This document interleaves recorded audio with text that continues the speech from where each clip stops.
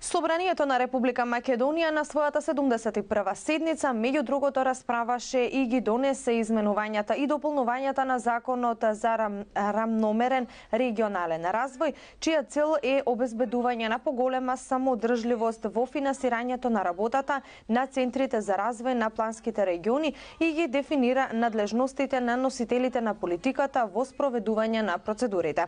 Пратеничката Благица Ласовска, која го поддржа овој предлог и беше активно вклучена во дискусиите каде им му реплицираше на пратеникот Панче Орцев, на кој потенцираше дека додека СДСМ беше на власт, Источна Македонија не постоеше во плановите на развој.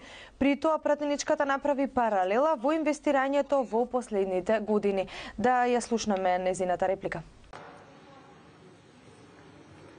Благодарам, почитувам председателе. Колега Орцев, ќе се сложам само со две точки во вашата дискусија, и тоа по однос на плаќањето од страна на локалните самоуправи за планските региони. Да, треба да апелираме и ние како пратеници дека своите обврски локалните самоуправи треба да се ги исполнуваат сите, и дека треба планските региони приближно исто да се развиваат. Во тоа се сложуваме. Но никако нема да се сложам со вас, почитуван колега, дека владата за овие 8 до 8-9 години не направила ништо за развој на регионите. Еве, јас доаѓам од Источна Македонија и ќе кажам дека додека бевте вие на власт, Источна Македонија воопшто не постоеше во перцепцијата, во плановите за развој на Источна Македонија.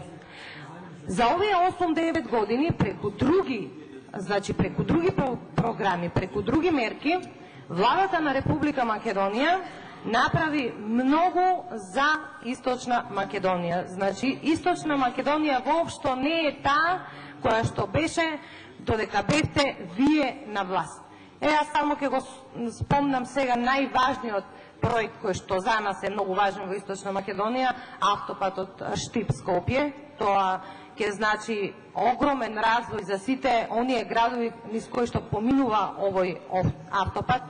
Експресните патишта како што се Велецка-Дрипаково, безброј реконструкции и безброј изградби на училишта, безброј реконструкции и изградби на детски градинки, санации на многу важни објекти во сите градови во Источна Македонија. Затоа, почитуван колега, немојте да зборувате напамет, видите ги проектите, видите се што е направено за овие 8-9 години, па потоа критикувате. Немате можност, немате мегдан за критика. Пак ќе повторам, Источна Македонија не постоеше за вас додека бевте вие на власт. Ви благодарам.